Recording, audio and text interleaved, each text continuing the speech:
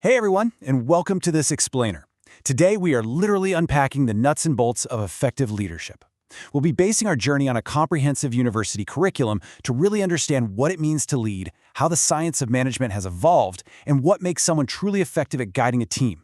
I am so thrilled to guide you through this, so let's get right into it. But first, I want you to play armchair psychologist for a second.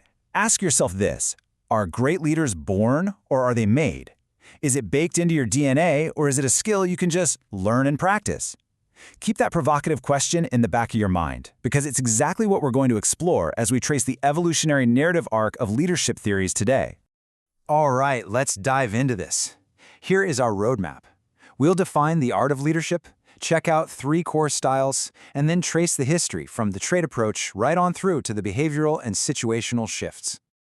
Let's start right at the beginning. Section 1. Defining the art of leadership.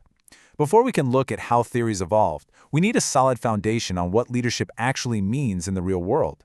Management scholars Kuntz and Weyrich totally nailed this. They said, leadership is the art or process of influencing people so that they will strive willingly and enthusiastically toward the achievement of group goals.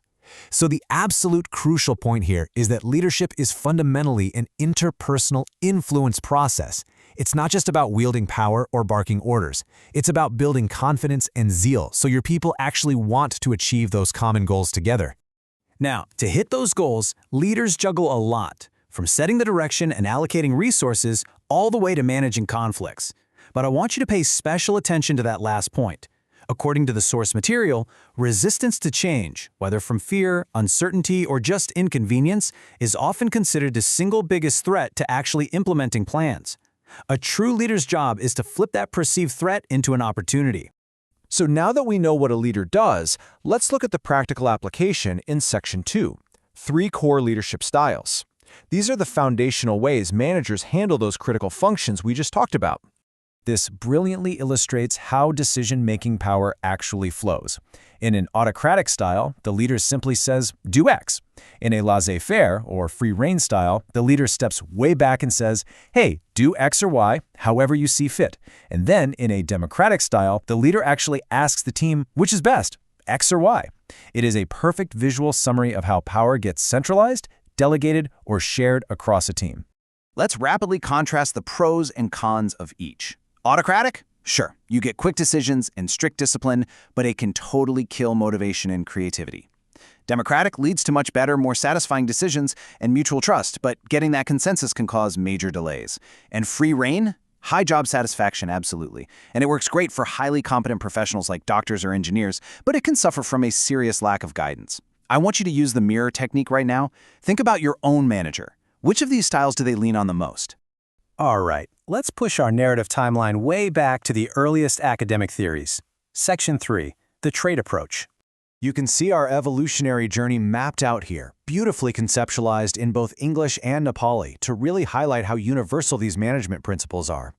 We start over on the left with the trait approach, which firmly believed leaders are born. From there, management science moved to the behavioral approach in the middle, and finally evolved into the situational approach on the far right. So diving into that first stop, the trait approach. This is the oldest theory, kind of rooted in the old great man idea, assuming that leadership success is based on specific, unchanging personal qualities you're just born with. Think of innate traits like intelligence, self-confidence, honesty, and an inner drive. While it's definitely helpful to identify those traits, the massive limitation of this approach is that it completely fails to predict behavior in different work settings.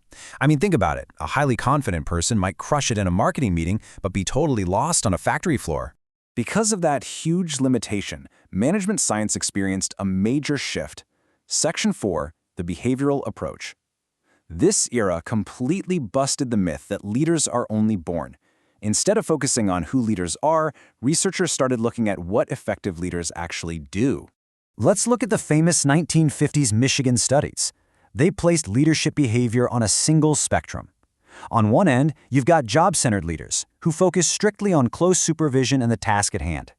On the flip side, you have employee-oriented leaders, who focus on interpersonal relations and the welfare of the team. And guess what? The researchers found that employee-oriented leaders generally achieved way higher group productivity and job satisfaction. Right around the same time, the 1945 Ohio State studies took a slightly different angle. They argued that initiating structure, which basically means focusing on the task, and consideration, which means focusing on people, are not on opposite ends of a single spectrum. They're actually distinct, independent dimensions.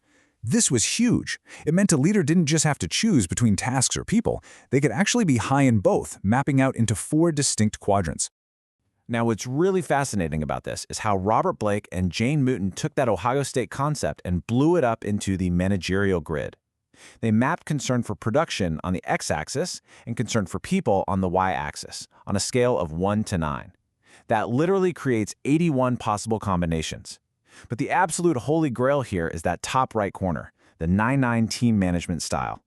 That is a highly effective leader encouraging incredible teamwork, getting high production, and high satisfaction. But eventually, researchers realized that behavior alone just isn't enough.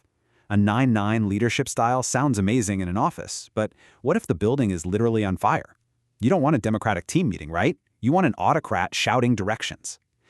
That brings us to Section 5, the situational leadership shift.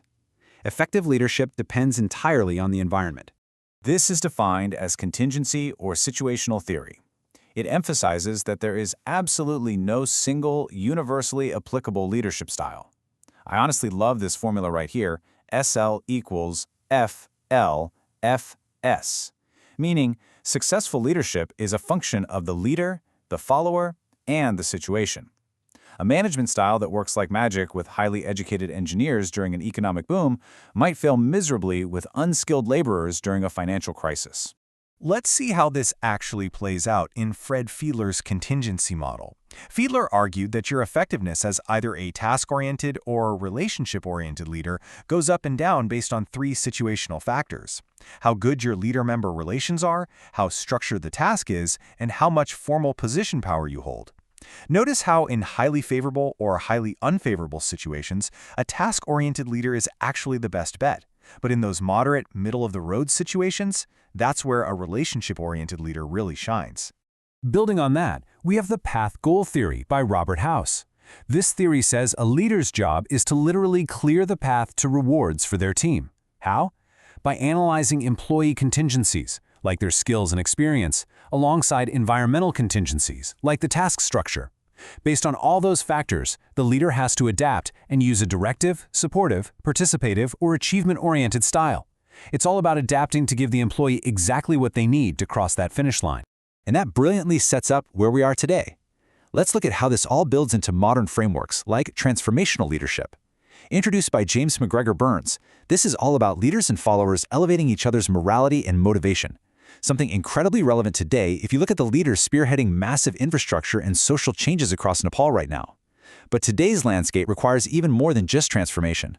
We're also seeing a huge rise in coaching leadership, where managers act as mentors to develop raw young talent, which is absolutely crucial in Nepal's rapidly growing corporate sectors. And of course, entrepreneurial leadership, characterized by risk-taking, agility, and innovation. That is the driving force behind the booming tech startup ecosystems we see thriving in Kathmandu today. It's all about adapting, pushing boundaries, and helping every single member of the group succeed. Which brings us to the end of our explainer. But I want to leave you with a lingering thought. What leadership style does your manager use? And honestly, more importantly, what style are you bringing to your daily 9 to 5? Are you stuck in the trait approach, or are you adapting situationally? I really hope this helps you look at your own workplace through a brand new lens. Thanks so much for learning with me today, and keep leading well.